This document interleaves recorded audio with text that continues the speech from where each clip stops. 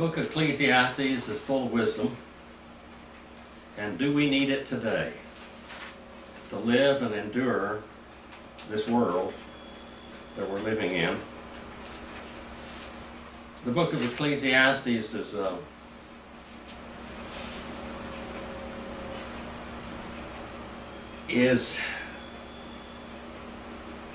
book that makes you look inside of yourself.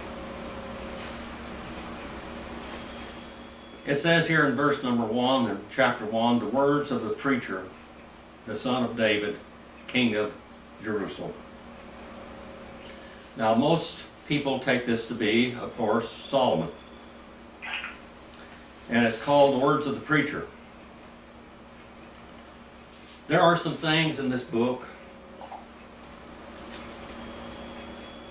that just absolutely will make you think. We know that all pleasure longs for eternity. When we love something, we want it to last forever, don't we? We want it to last forever.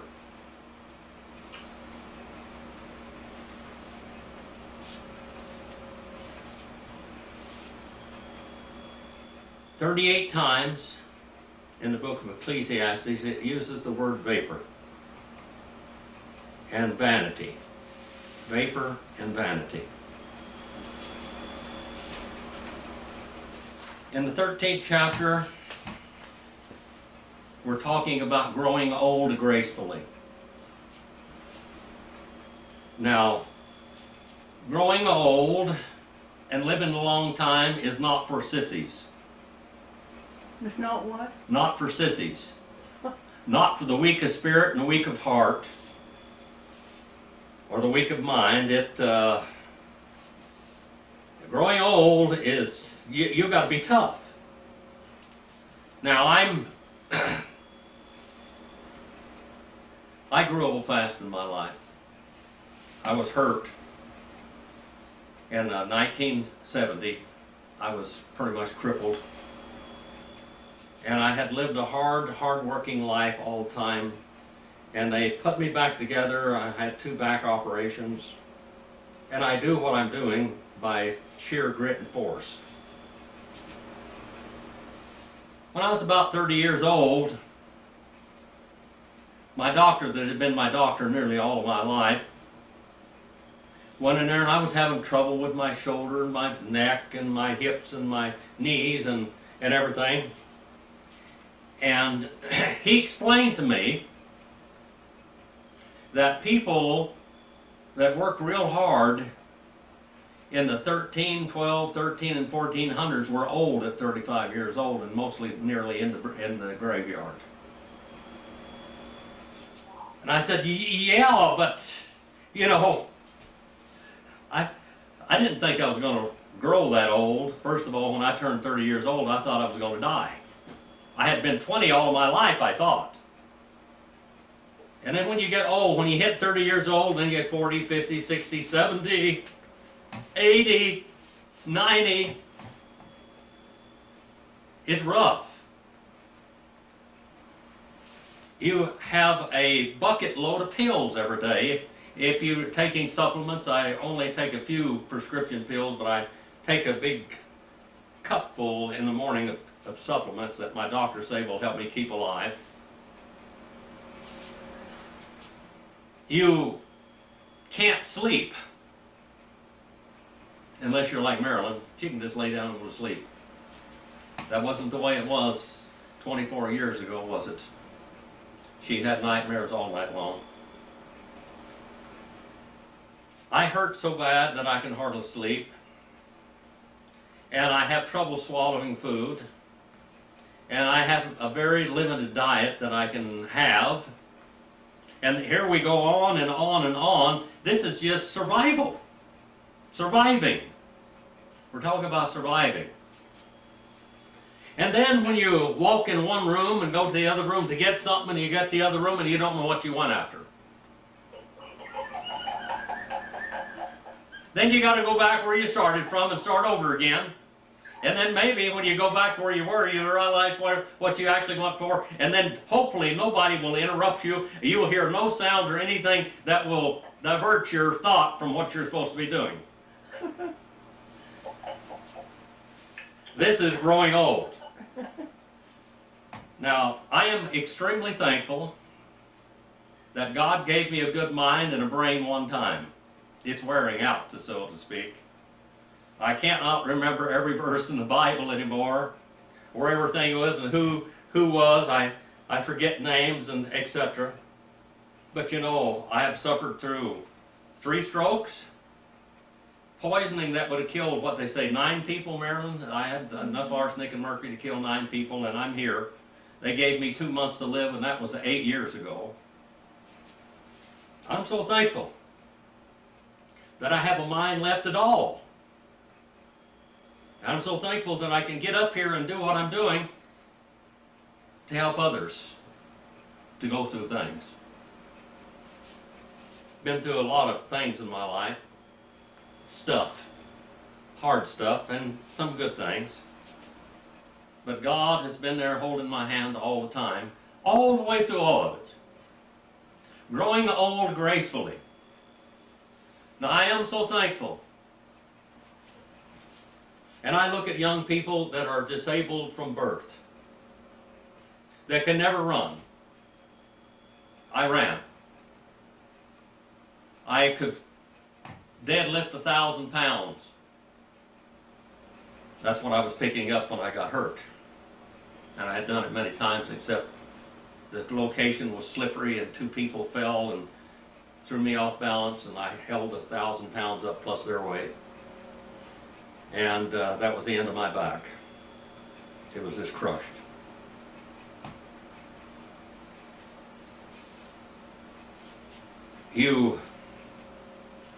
People are born blind, they're born deaf. Well, when you get old, you lose some of your hearing, and sometimes you lose your sight. People go in for surgery on their eyes to get the cataracts out of them, and then there's a great percentage of those that then get macular degeneration, somehow caused from the surgery. They don't tell you that, but that happens. Sharon, you had that happen to you. Yeah. Marilyn had 2 of those, and she's fine. We've run through this coronavirus, and we see young people that just dropped dead with it, and we see old people that made it. It's really weird how that happens. And some people never can live without oxygen again because they've had it. My grandfather should have been on oxygen all his life from the Spanish flu in World War I. He died an old man in his early 50s. He couldn't breathe. His lungs had been destroyed. I remember Dr. Carl Farrar that at 5 years old got muscular dystrophy. I know people that had polio. I had the very first polio shots that were ever administered, and they used cubes, they did all kinds of stuff. But I got a batch of it that a lot of people got polio, and my grandmother sat down, and after we came home and they found out these people were getting polio from the vaccine, she just cried and cried and cried, and God brought me through that. I didn't get it. Growing old gracefully. You're lucky if you grow old. You're very lucky if you grow old many times. And then when you get old, then you have people don't have any need for you, that you're a problem, that they don't want to talk to you. Of course, you're dumber than they are, even though you might have lived 70 years and met through all the problems that they have to go through, and they don't know it yet. Our young generation is so brilliant. But it was that way before Christ, too, people. It once told, I just absolutely couldn't stand my father when I was growing up until I got 50 years old, and I just couldn't believe how much he learned.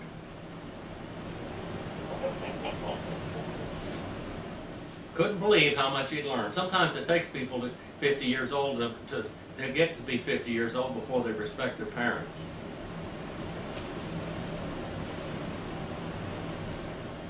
We live this life and we have obstacles that we go through and we're supposed to learn from them. We don't have to go around the mountain over and over and over and over again. And so Solomon gives us some real good information here. Growing old gracefully.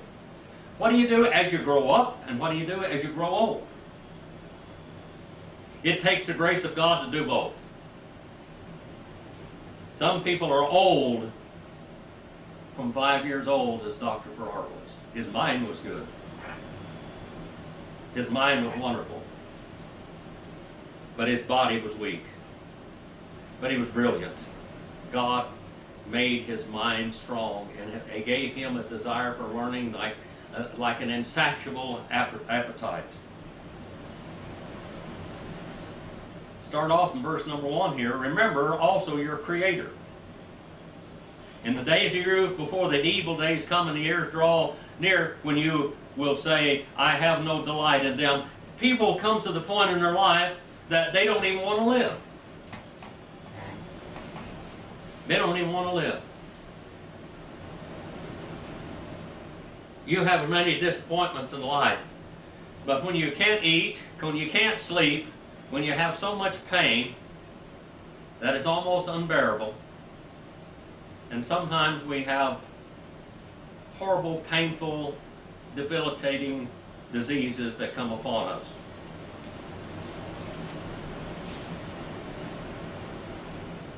When I was about 52 years old, I found out that I had prostate cancer. They operated on me. First of all, they radiated me, which almost killed me.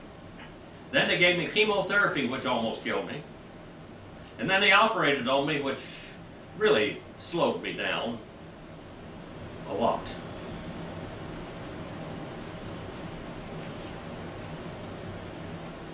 Well, I recovered from that, but I probably may still have cancer. The numbers are not good. But I'll just tell you what, I'm indestructible until God's finished with me. I know that. And so are you. And you have something in your life to do for God too. You have something. Before the sun, the light, the moon, the stars are darkened, and clouds return after the rain.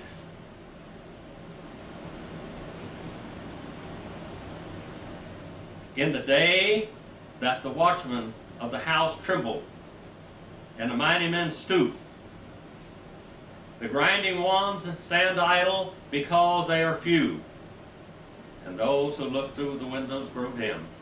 This is a lot of figurative language here. It means your teeth wear out. The grinding ones stand idle. You lose your teeth. Well, I'm thankful that I have all of my teeth, and Marilyn, you have your teeth, and you took good care of them in your life, and even though mine were almost knocked out several times, and they should have been knocked out, but they're still here at this moment anyway. All of them except for 2 wisdom teeth. I guess that pulling 2 wisdom teeth made me dumber or something. The watchmen of the house tremble. The guards of the house tremble. Mighty men stoop. Yes. When I was 21 years old, I was 6'2", weighed 240, and almost unstoppable. I could have kicked myself through kicked my way through any wall. Powerful. And in 1 hour, it was over.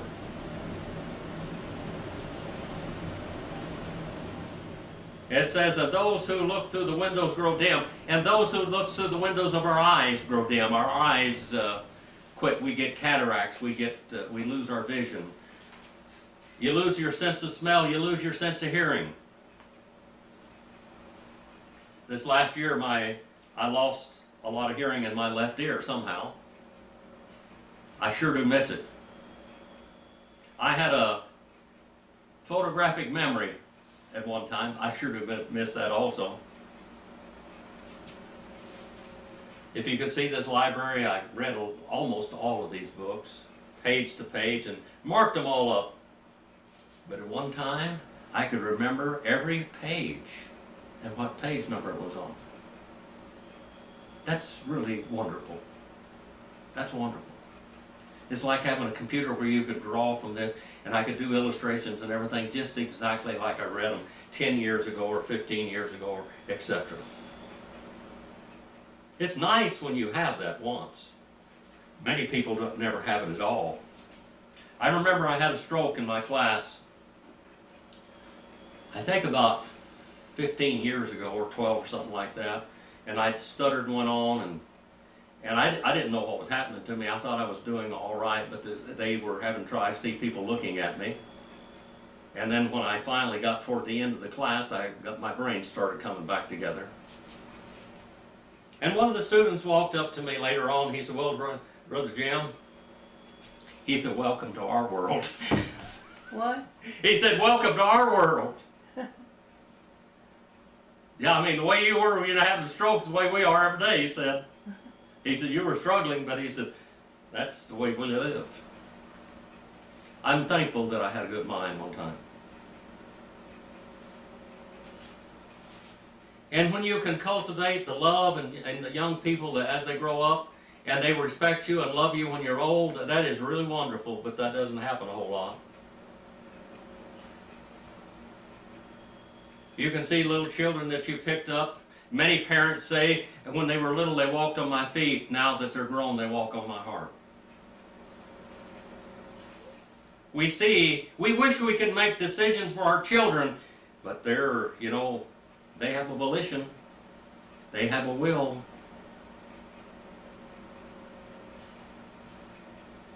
And I'm sure your parents thought about you that way too at times.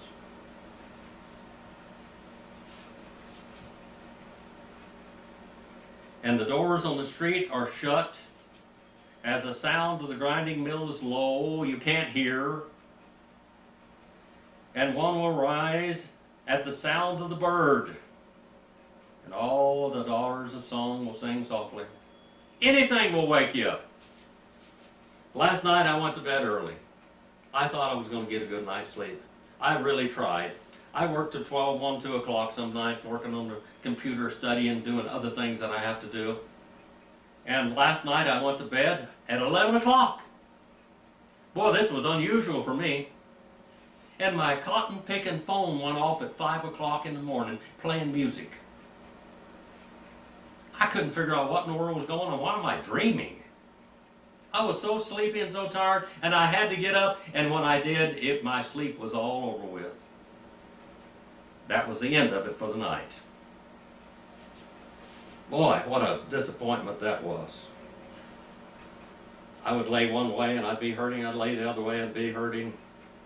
If I can just stay asleep, I will stay there for a while. And then in verse number 5 it says, furthermore, men are afraid of high places, and of terrors on the road. Men are afraid of high places. They're afraid of high places because that's where God lives.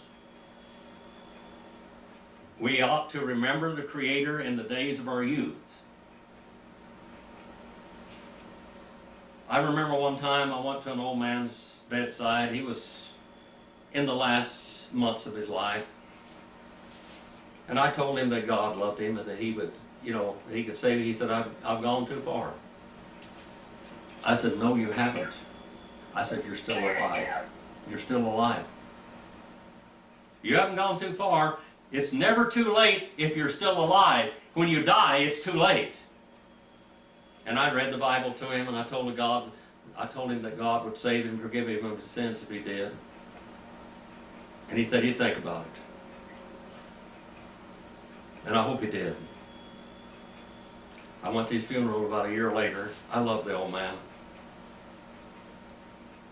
The almond trees, is the terrors on the road, and the almond tree blossoms. You know what the almond tree tells you? Spring's coming. Mm-hmm. Right here, it's not talking about springs coming. It's talking about your hair turning gray. And it talks about here is the end coming soon. Why, we know that every day that God could call our name and we'd go home. But by His grace, we're here.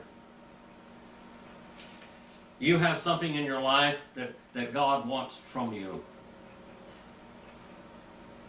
Maybe there's a person that you need to pray about and to lead them to the Lord. There's maybe a person that needs you and you don't know it. We used to go to the coast now and then. We'd go fishing nowhere. We had a boat. We'd go out and go fishing. Marilyn and I would. And many times I'd pray in the morning and I said, God, help me to do something today for you. Help me to be special to somebody today. And you know, many times God answered that prayer.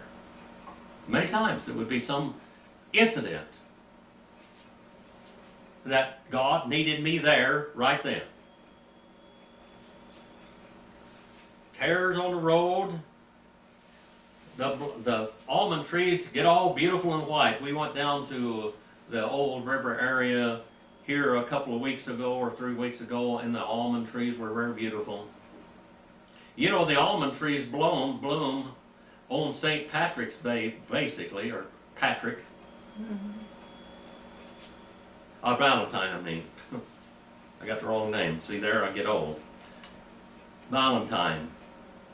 Valentine's girl that he wrote his Valentine letter to, every year she planted an almond tree, and every year on his death, when he was martyred, the almond tree would blossom. When you see the almond trees blossom, think about Valentine, the man that gave his life for the Lord. And remember that almond tree blossom on the termination of his life. Every time you see a fresh spring, when you see the almond trees bloom, be thankful you saw it. I read this at many funerals in my life. Many funerals. This is a good funeral message, because they're in the ground. They're about to go in the ground. And all of this is behind them now. They're on. It's too late. Remember also your Creator in the days of your youth, before the evil days come. And the years draw near when you will say, I have no delight in this world anymore. I can't do anything any longer. I can't do anything. Marilyn was really very ill this last year, and it is a miracle, so to speak, that she is alive today. We went to the doctor a couple of weeks ago, and Marilyn will say, how am I doing? Am I improving? And the doctor said, you're alive because of your husband. Because he didn't give up on you. Just do what he tells you. How many doctors said that, Marilyn? 6? All of them? 6. 6 of them told her that. Because of love, I kept her alive. Because of, I mean, when everybody gave up hope, when they just said, she's gone, I mean, just get ready for it. I didn't give up on you, did I? No. Be thankful when you got somebody that doesn't give up on you. Be thankful. And don't give up on somebody else either.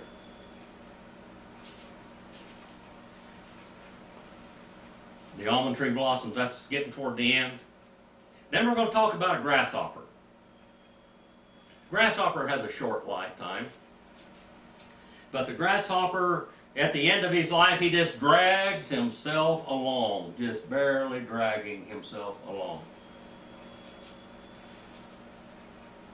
Dogs do that, cats do that, and people do that. We got an old horse up here they call Lonesome Bill. He's a wild Mustang. One of his ears is mostly bit off.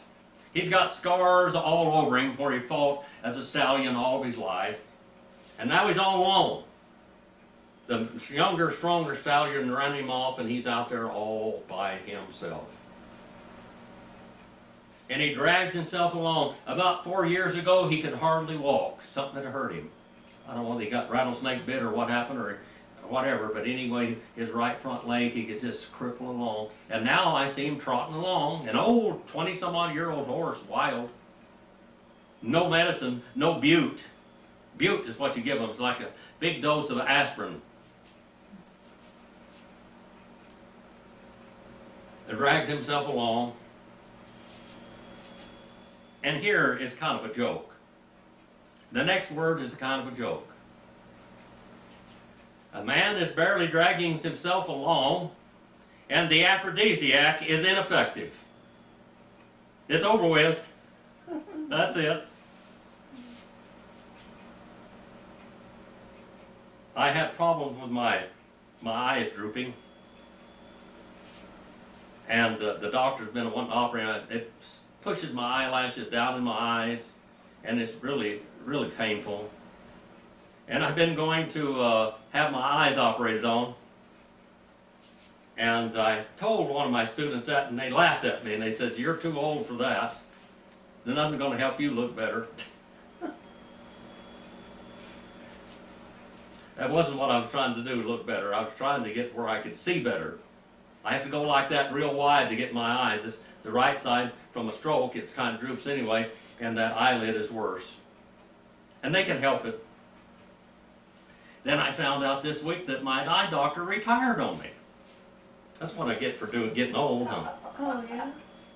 Yeah, Dr. Stainer retired. He's the one that's going to operate on my eyes. He's the one that operated on yours. Yeah? Retired on me. My doctors are either dying or retiring. It's better they retire than die, of course.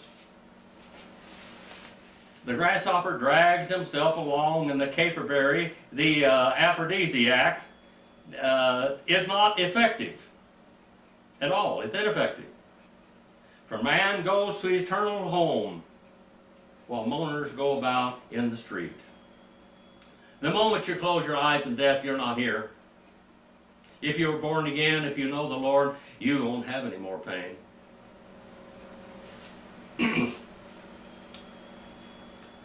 But if you're not, you'll carry that pain forever, for eternity. And you'll carry a burden of sin and rejection by God, because God gave you plenty of time to serve Him and to believe in Him and to trust Him, because He gave His Son to die for you, that you might have eternal life. If you live to be 110 years old, it's still yet a short time in life. Marilyn, you lived a long time, much longer than you should have, to where you were abused when you were young, and that you've had cancer 3 times and all kinds of problems.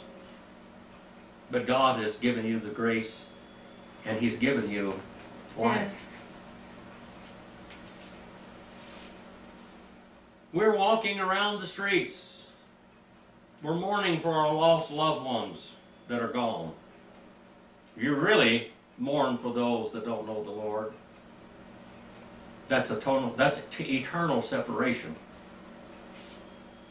We did a message a few days ago on voices from Hades that you can hear. Go read Luke, the 16th chapter. You'll hear the voice of a lost man from hell, from Hades. You can hear him. He wants you to not go there. Verse number 6, remember him before the silver cord is broken, and the golden bowl is crushed, and the pitcher by the well is shattered, and the wheel at the cistern is crushed. Boy, that's you could make quite a song out of that, couldn't you? Mm-hmm. Because it is a song. Poetry. Remember him before the silver bowl is broken, and the golden bowl is crushed, and the pitcher by the well is shattered, and the wheel at the cistern is crushed. It's all talking about life and then death. Life and then death.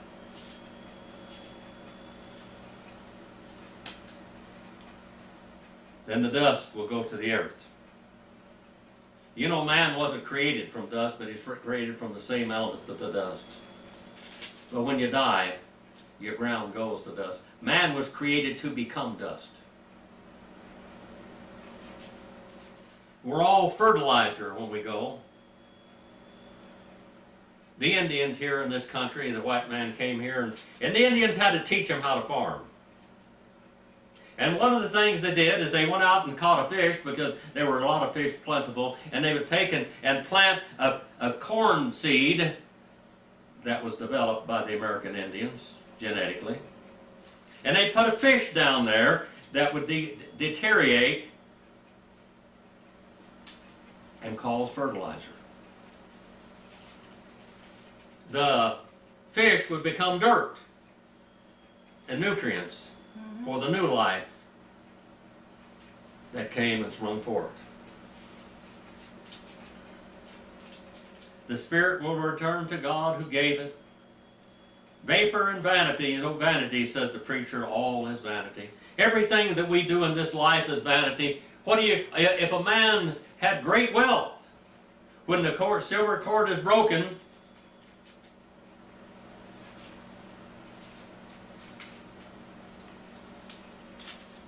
and the golden bowl is crushed, and the pitcher by the well is shattered, and the wheel at the cistern is crushed. When you meet your Maker, how much of it do you take with you? 0. The money, everything you leave behind, you leave behind. But I'll tell you what you can take with you. Everything that you do for the Lord is eternal. I used to go tell my students, go out and do something eternal. Because they were going to one way or the other. If they did bad, it was eternal. If they did good, it was eternal. Vanity, vanity, says the preacher, all is vanity. In addition to being a wise man, the preacher also taught the people knowledge, and he pondered and searched out and arranged many proverbs. The preacher sought to find the life of words and to write words with truth correctly, and the words of the wise man are like golds. And masters of these collections are like well-driven nails. They're given by one shepherd. Beyond this, my son, he warned, writing of many books is endless, and excessive devotion to books is wearying to the body, and yes, it is. I thank God that I was crippled when I was 21 years old, because I sat down. They were giving me pain pills, and if I was to drink alcohol, I wouldn't go to sleep. I'd just stay up with my eyes wide open. If I take a pain pill, my eyes will be open for days. They do not sedate me. They hype me up. So I don't take them. I won't sleep at all. So I was awake, and I couldn't do anything, and I got books about the Bible. The old book over there that is of the uncials, the Greek New Testament, all written in uncials, all capitals, no breaks in the word, and I read the whole thing. And I broke every word down. If you've seen that Bible, you know I did. I just wrote the little red breaks where the words broke. I read grammars from front to cover to cover.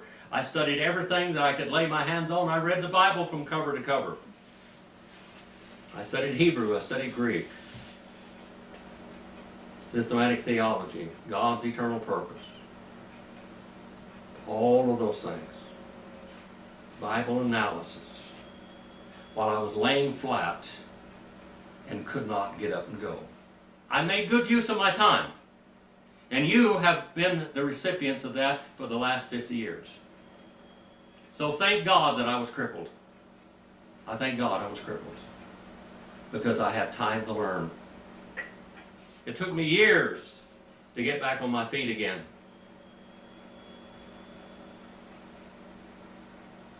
I fought the insurance gods to have an operation on my back, and the doctor, I finally went to this one doctor, he said, if you don't have an operation on your back, you're going to be a paraplegic for the rest of your life. Mm-hmm. The insurance doctor said there's nothing wrong with him. They didn't want to, they were writing off of the oil company where I got hurt. Well, I finally got the operation. They fused the whole lower part of my back in 1972, and that was the Stone Age, people. It was rough. I was in surgery, 9.5 hours.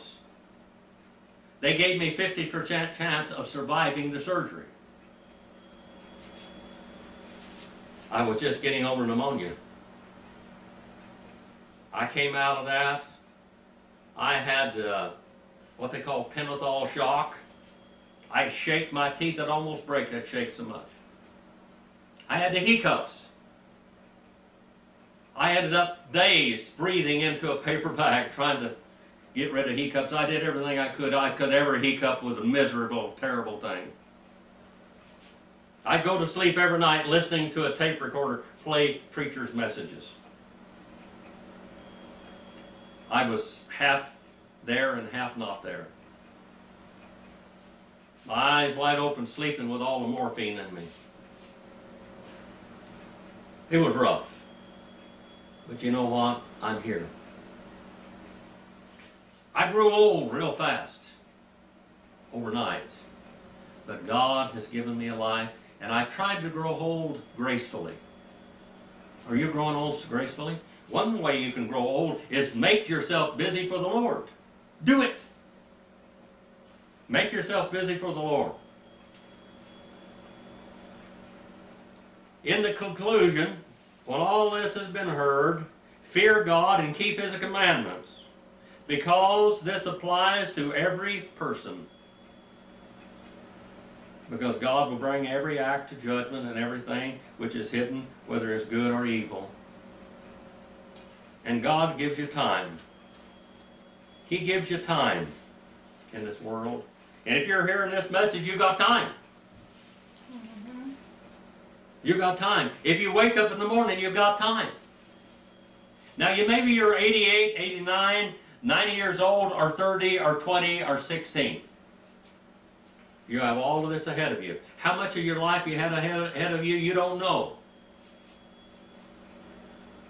When I was 21 years old, I never thought I'd get to be 30. I didn't think I'd live that long. I was having too much trouble. And I'm having back trouble today. Sometimes I just feel like I'm going to be paralyzed if I turn wrong. It's miserable to get old. You've got to be really, really tough to get old. Getting old is not for sissies. But I'm going to tell you something. Sometimes when you're old, you have more time to pray. Do you have more time to pray? I've seen people laying in a rest home, just laying in bed. And one old woman told me one time, I get more time to pray now than I ever had in my life. So I pray. I had one minister told me one time, he said he had an elderly lady in his church. She was in her 90s, she was in a rest home. And he would go there, and she would, sometimes at breakfast, sometimes at lunch, and sometimes at dinner time, and she wouldn't leave one morsel of food on her plate. Not one. And the preacher asked her, he said, you eat all of your food every time? She said, yeah, I do. Because when I go out there in that graveyard, I won't get any more.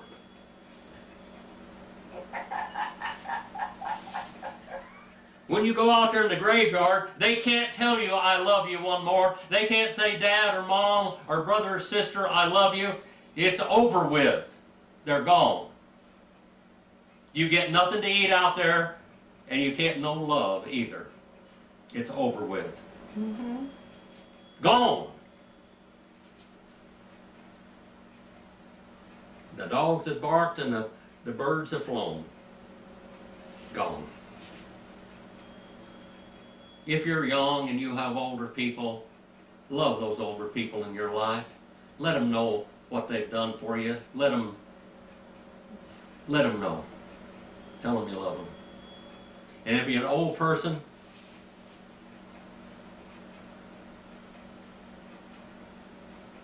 it just gets worse. Is that what it says? It just gets worse. But pray if you can't do anything else. Pray. You can pray for a young man or an old woman or anyone. You can pray for anyone. You can be an old person and you can be an absolute inspiration to a child.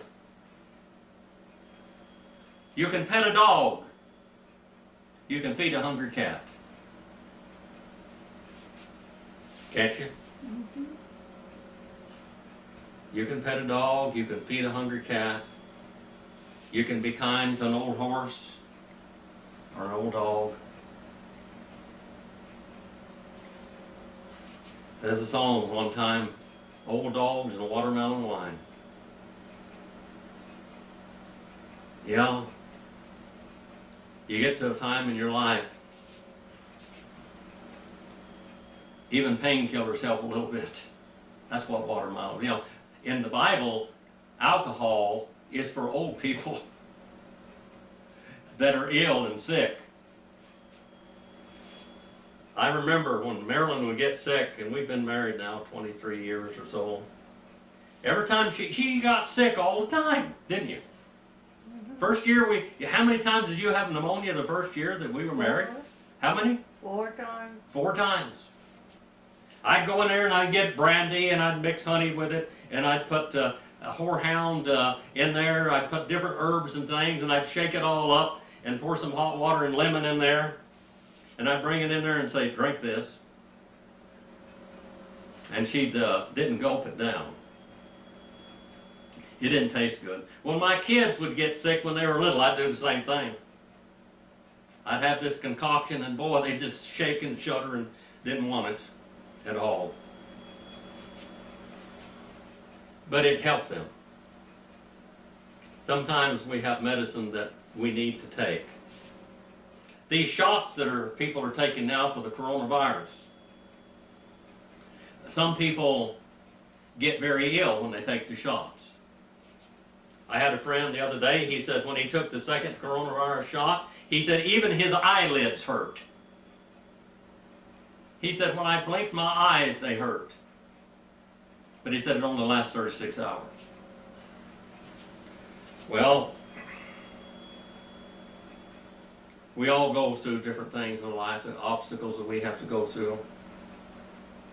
I always try to remember the Psalm 23 and other places. John 3:16, I just start remembering all of these when I'm going through this torture. These procedures. God is a God of comfort, isn't He? We got Psalm 23. That is a great comfort to us. It's a great comfort for 3,000 years. It's been a great comfort to mankind. No more beautiful song was ever written. You get old, you can't do anything else, read your Bible and pray for those that need. You can always pray. Always pray. Pray for others. All the time when we pray, we always pray, Lord, I need this, Lord, I need that. Pray for somebody else, what they need. Pray for, as Sharon does, for the persecuted Christians throughout the world. Pray. That's a good job, if you can do it. You might get good at it if you do it enough. Our Father, we send this message out. Thank you for this evening. Thank you for this moment to address your people all over the world. Father, I thank you for your word. I thank you for encouragement in it. In the beginning of life and the end of life too, and in the middle of life. Please use this message to glorify yourself. And please use it to reach and bring the others to you and to comfort those that need are in the hours of comfort.